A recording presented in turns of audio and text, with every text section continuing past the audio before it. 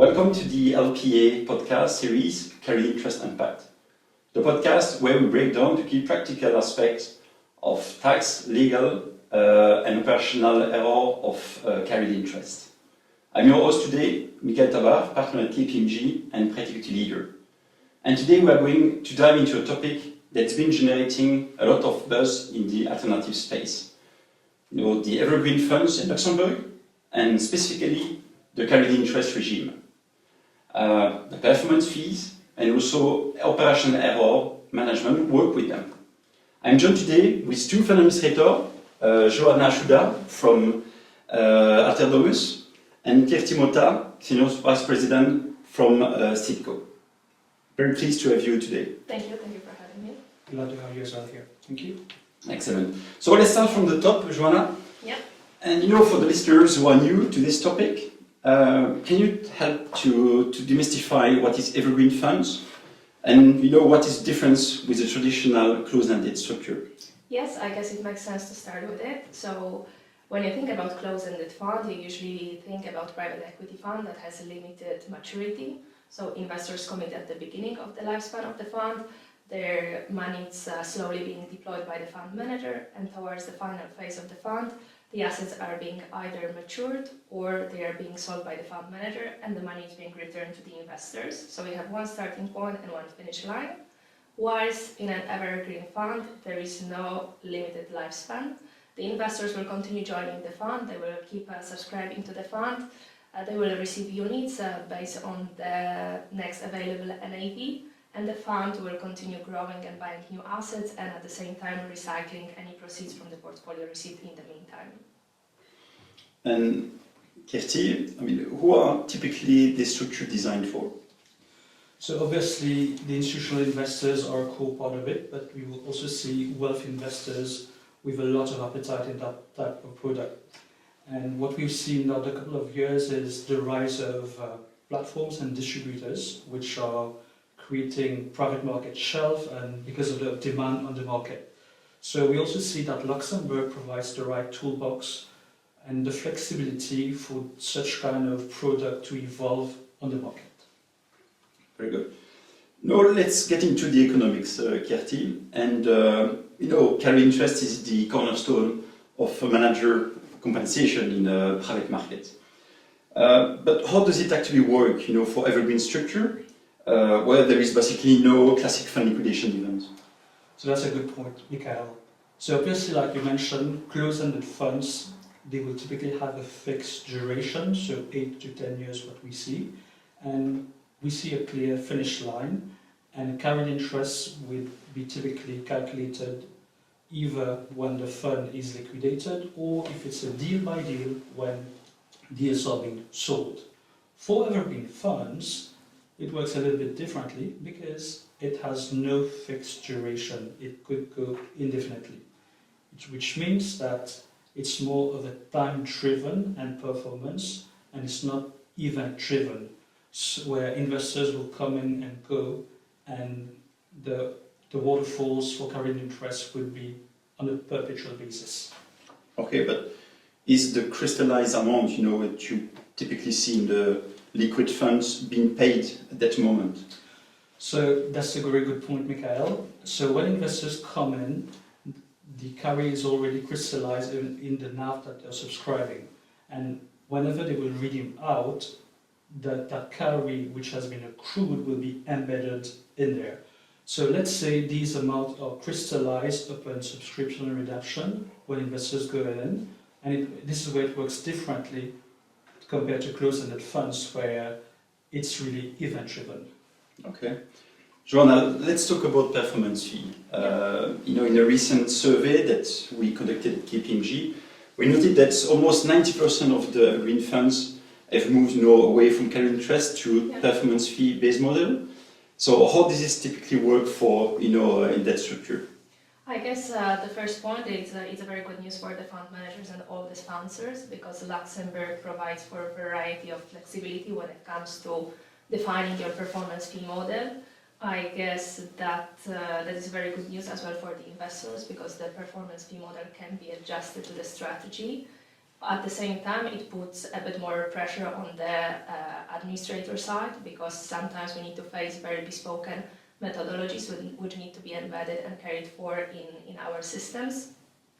I would say the main difference between traditional carry and the performance fee is effectively the way it's being charged to the investors. So I like to think of carried interest to be some sort of a profit participation between the investors and the sponsor towards the end of the lifespan of the fund, and performance fee should be considered more of a contractual fee, which is being charged to the investors depending on how successful the sponsor is in running the fund and how successful he is in creating the value for the shareholders. Okay, and do we still have like a high watermark mechanism?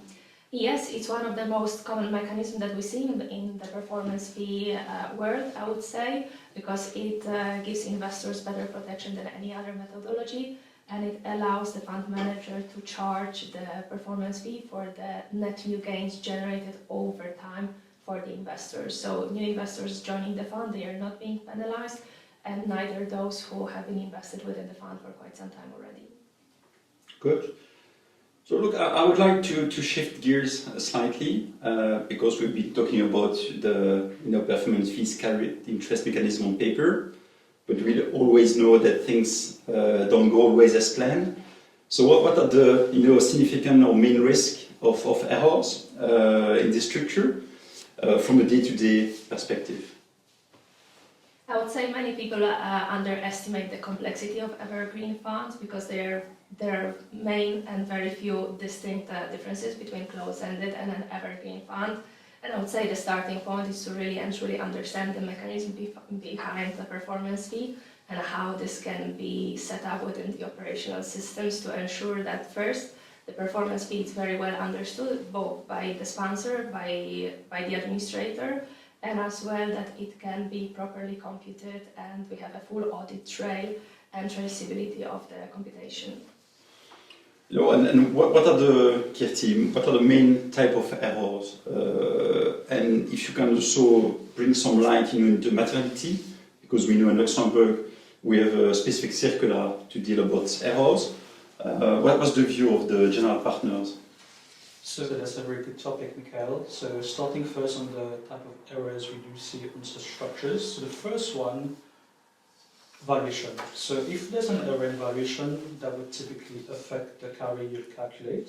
And also, given the complexity of those type of structures, allocation within share classes tend to be more complex whenever there are certain elements like hedging or like DLT and Part 2, etc. would have liquidity sleeves to manage, and alts fund managers are typically not used to this type of structure. So managing those complexities often creates errors in the process, and this is something where a lot of work is currently being done to mitigate those errors. So on the second point of materiality threshold with the new Circular 24856, so we have had a lot of discussion with fund managers recently where they could go up to 5% with those kind of structures, but knowing the complexity, so I would say managers would typically not go towards 5%, but go up towards 2 and 3%. And this is where there's a lot of discussion between fund admins and even auditors as well, where we'd see helping managers determine something really appropriate for them, and with the AFM concept as well. Very good. Joanna? Yes, I concur with what Kirti has mentioned, and I would say one of the most important measures that we apply at Domus is to mitigate those kind of risks, because obviously we perceive evergreen structures as more complex and presenting more risk than typical closed-ended. So we really focus on understanding every single feature of the new product together with the client to make sure that we can mitigate those risks and prevent any potential error to the extent possible. Very good. So all of this brings us neatly to the technology. I have to have a question on technology, right? Yeah. Because with all the complexity of this product, multi-share class, crystallization, hedging, even for some of them, I suspect you do not only use our favorite software, which is Excel. How is the technology software landscape for two significant administrators like Domus and Citco? In Domus, we are using our proprietary tool, which is called Capsule, to manage all those complex waterfalls and performance fee allocations, so that we can track it on the LP level, on the tranche level, on the vintage level, depending on the methodology that needs to be used. I would say the good news is that the tools, they keep maturing together with the development on the market. Obviously, Excel is still there, but it is to support us in understanding the methodology and challenge the system and the outcomes produced by the system. And on Citco side, it's safe as well. We do have a proprietary software, Citco Waterfalls, where it handles complex waterfall model and performance fees as well. And to support those evergreen structures, we also use our hedge technology, where to manage liquid portfolio, etc. And I would say to make this product really scalable, like Joanna mentioned, it's important for every fund admin to invest in technology and have a more efficient process so that we get away from the manual intervention with such complex structures. Right, so it sounds like technology stack for modern administrator is getting really sophisticated, right? Absolutely. Absolutely. Fascinating. So it's clear that the elegance of the Evergreen structure on paper involves a lot of sophisticated plumbing underneath, right? Legal, financial, and on technology. Joanna, Kirti, any final thought on, is Luxembourg the best jurisdiction for Evergreen fund? In my view, yes, it's one of the very most attractive jurisdictions right now, especially after the latest revamp of the carried interest regime as well, which is only helping to give additional momentum to evergreen structures in Luxembourg. Obviously, you find experienced providers, excellent talent base to manage those structures, and obviously flexibility. So what Kirti has mentioned at the beginning of the podcast, right? Luxembourg Fund Toolbox provides you with a number of different tools which you can use depending who your target investor is, and you have a lot of flexibility in structuring the fund and how you want to charge your performance fees or carry. After all, it's up to the fund sponsor to decide how he wants to structure the fund and in which way he would like to charge the performance fee to his investors. Absolutely agree with you, Joanna. I also do believe that Luxembourg has the right toolkit for the industry to continue evolving towards evergreen. And I would also mention that we collectively, all the stakeholders have a duty to make sure that it's evolving in the right manner, distributors, fund admins, auditors as well, so that the infrastructure is scalable and we all contribute to the success of evergreen in Luxembourg. Couldn't agree more. Joanna from Domus and Kirti from Citco, thank you very much. Thank you for joining us and sharing your insights. And for the listener, stay tuned for the next episode of Carried Interest Unpacked.